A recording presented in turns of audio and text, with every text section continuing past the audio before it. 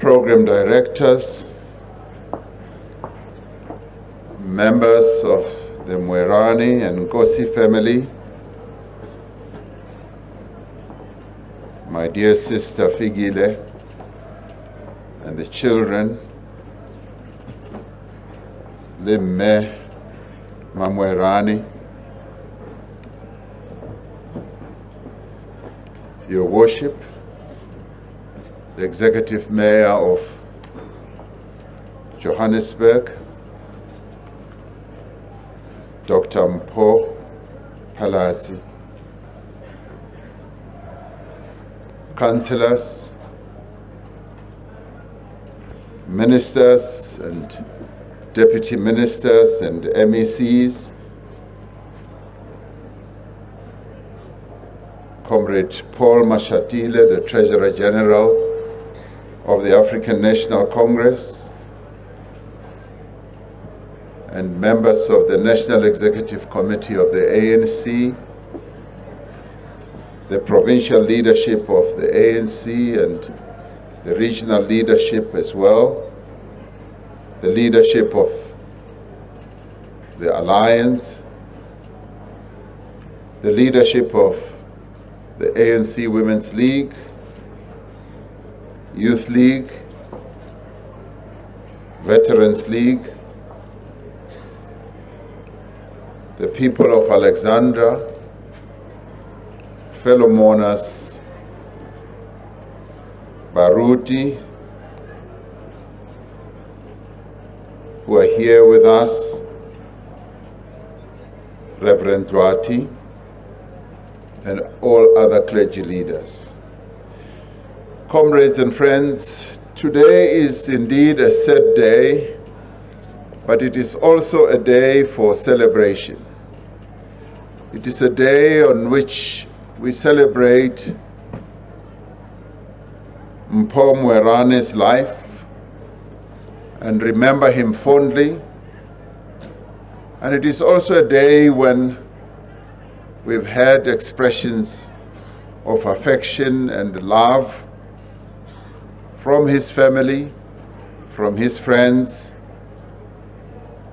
We had all held out hope that our dear comrade Mpho would recover from his injuries. Just a few days ago, Premier George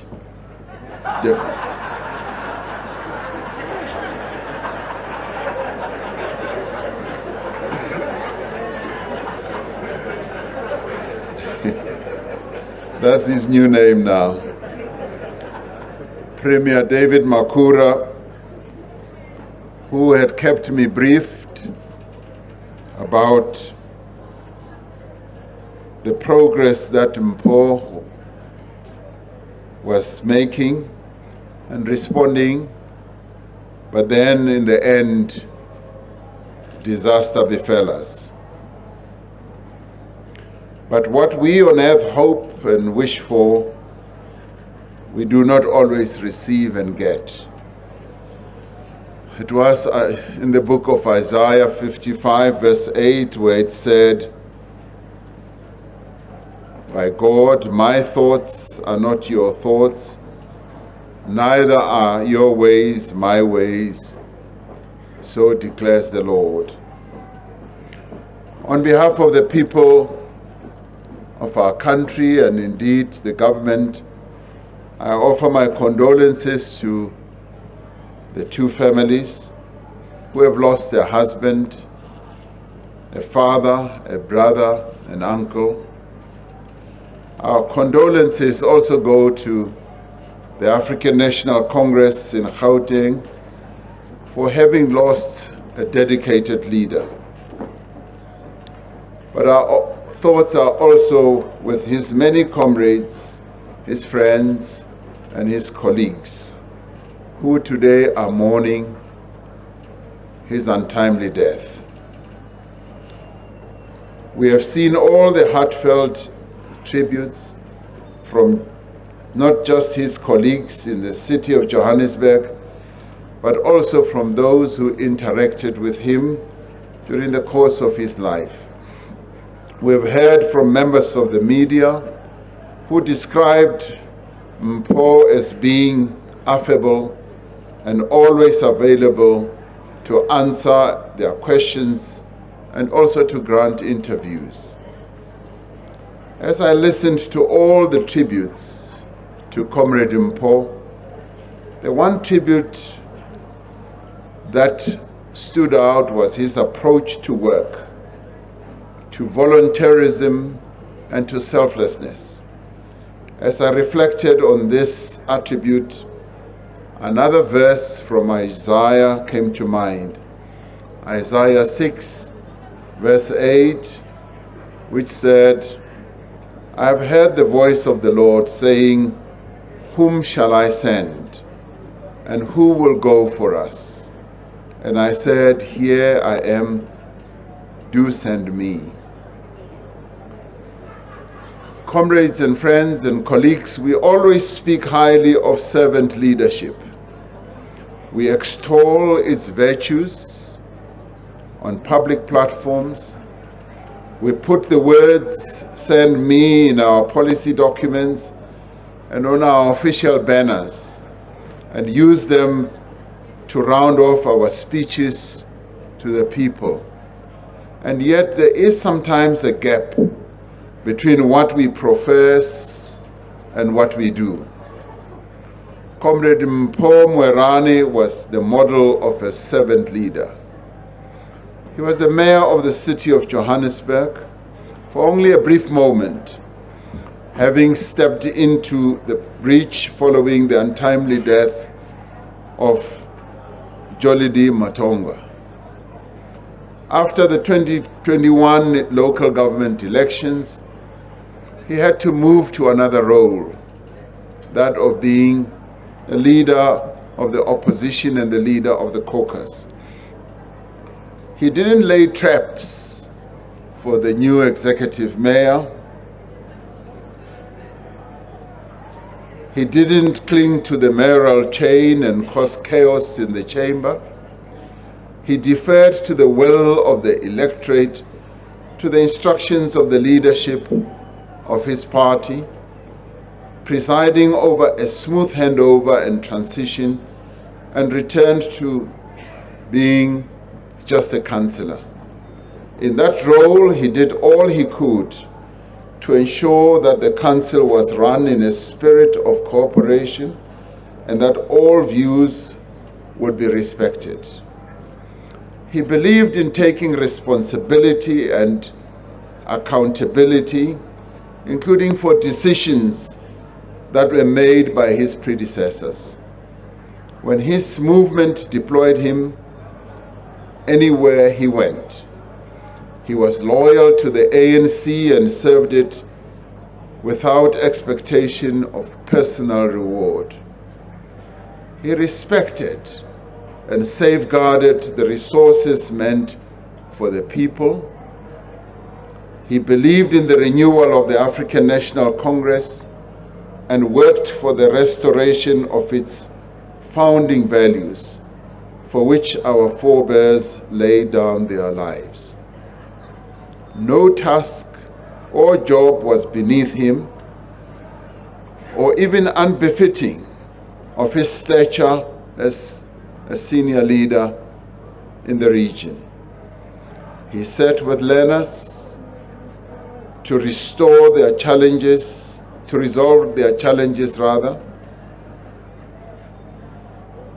with issues such as sanitation at schools, and he would put on overalls and gloves to pick up waste in the streets of Alexandria, always leading from the front, even on issues of cleaning the city. I will never forget seeing the story late last year of Comrade Mpho, his loving wife Fikile, and children arriving at Alexandra Community Healthcare Center to get vaccinated. At the time, vaccination rates were declining in the province, especially amongst young people. There he was, getting himself and his family vaccinated publicly in a community clinic in the township he was born in. In doing so, he was demonstrating confidence, not just in the vaccine and the rollout program, but in our government facilities as well. He was telling people of South Africa that he was from them, with them, amongst them, as leaders should be.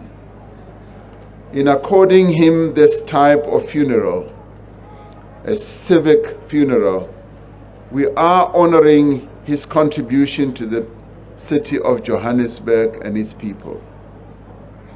His funeral is here in Alexandra, amongst his people, in the place where he grew up, where everyone knew him and loved him.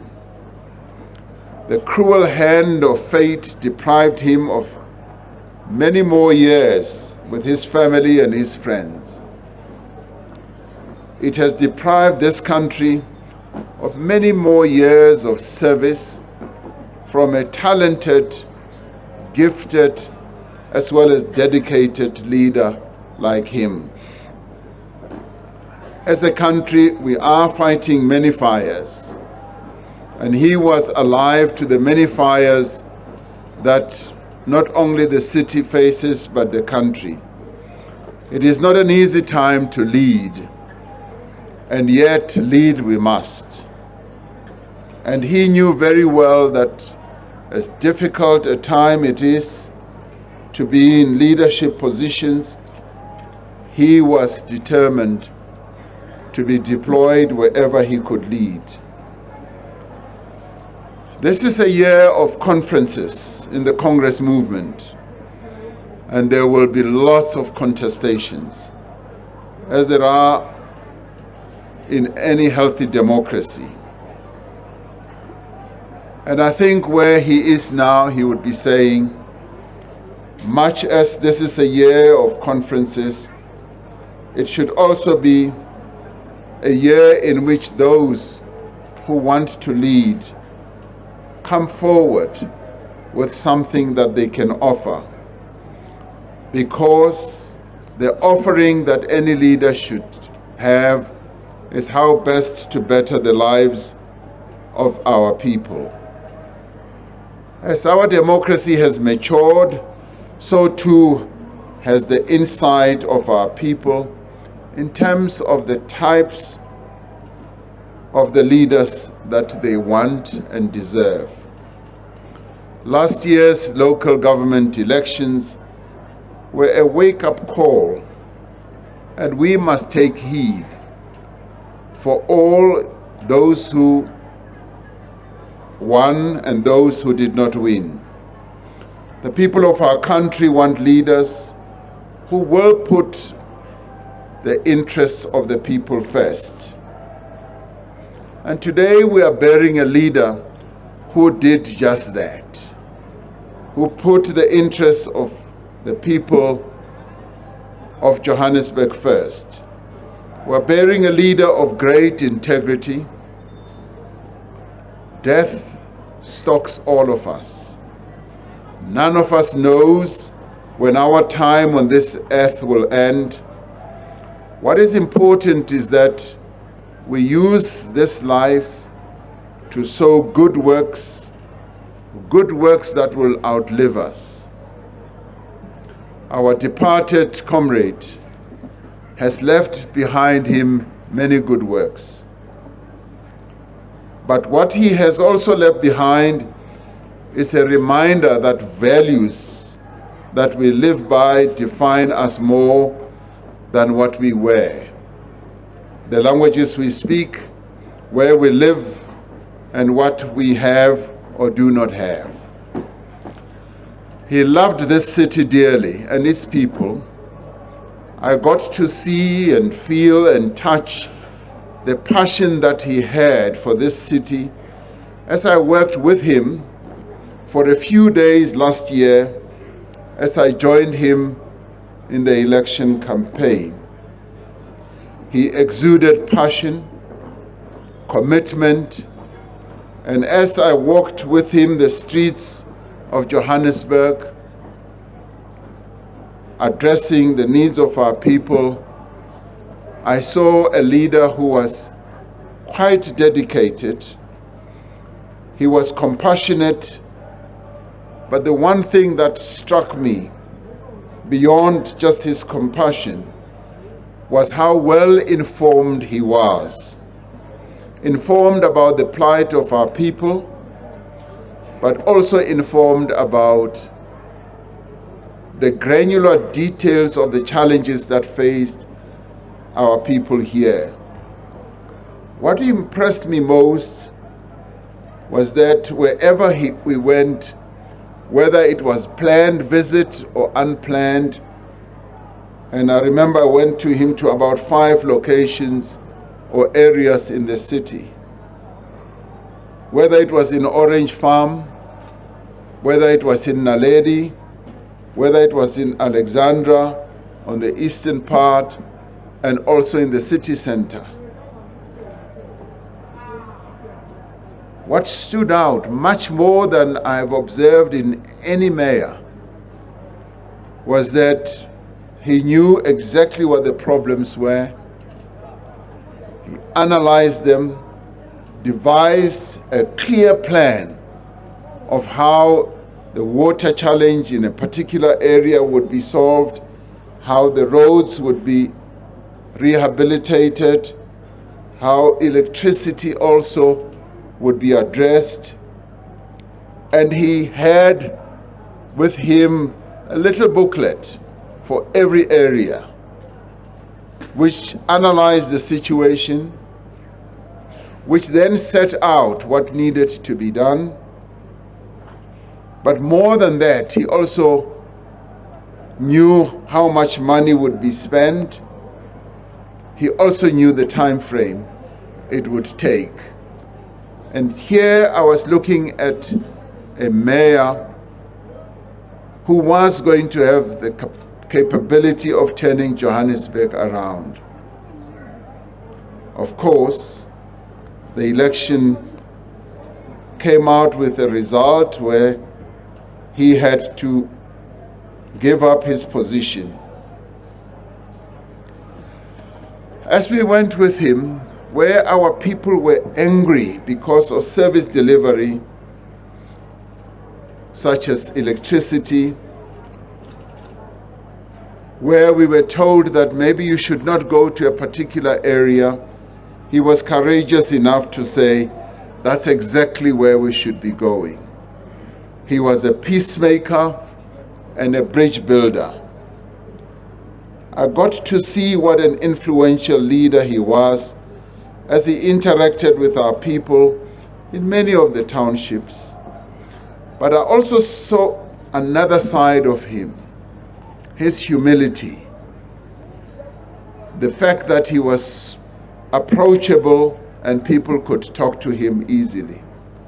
He was also respectful of our people, an attribute that is often missing amongst many leaders. He was the type of leader who was always prepared to listen to our people. And I found him to be a very honest leader, a leader who exuded honesty and truthfulness.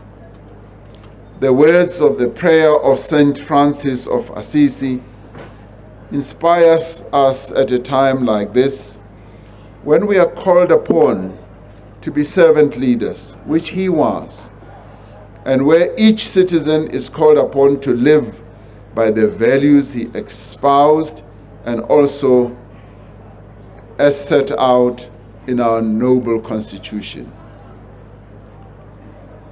And as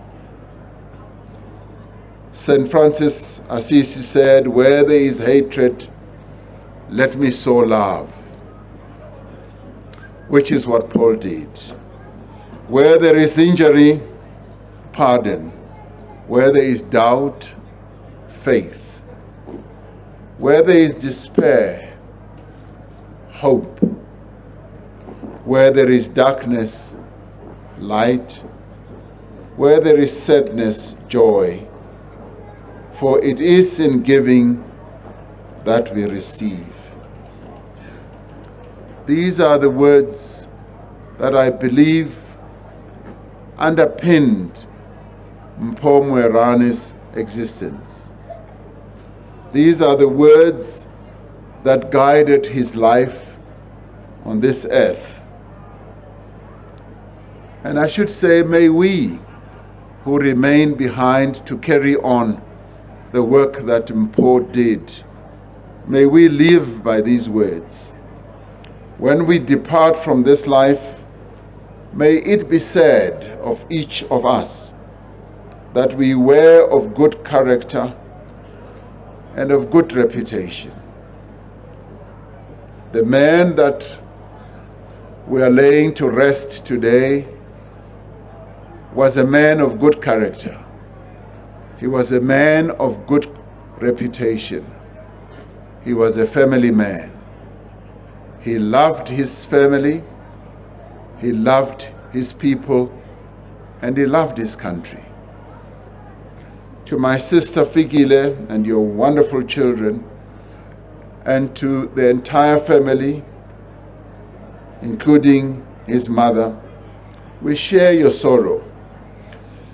May you be comforted by all the words of honor that have been ascribed to your husband, to your father, to your brother, and to your son, Moerane.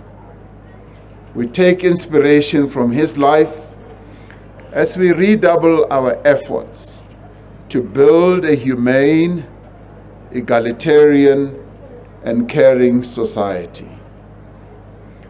Comrade Mpho put up his hand and was willing to be sent at all times. Here he was, a very successful businessman. When he, having been enticed into politics, was called upon to serve our people, he readily agreed. There is honor in behavior like that. For him, to be sent was not a slogan. It was how he lived. Even as we celebrate his life today, we still feel that we have been robbed of the best that Mpho was bound to offer this country as a leader and as a servant of our people. The type of leader that Mpho was bound to keep rising beyond the city, into the province, right up to the national level as well. So this is the talent that we have been robbed of. In his memory, let us bring the culture of servant leadership back into our politics, back into our government, and back into our society. We need it now more than ever. We should not be a people who only roll out the red carpet and only drape the national flag over the caskets of heavyweights and luminaries of our democracy. The legacies of men like Mpho, who served quietly, who served diligently, with integrity, will never be diminished, nor will their light ever burn out. May his light and the lights of many others who came before him illuminate our path in the difficult days that still lie ahead. We thank him for his outstanding service to the people of this city, and indeed to the members of his organization, and indeed to the people of South Africa. May you rest in peace until we meet again. Thank you.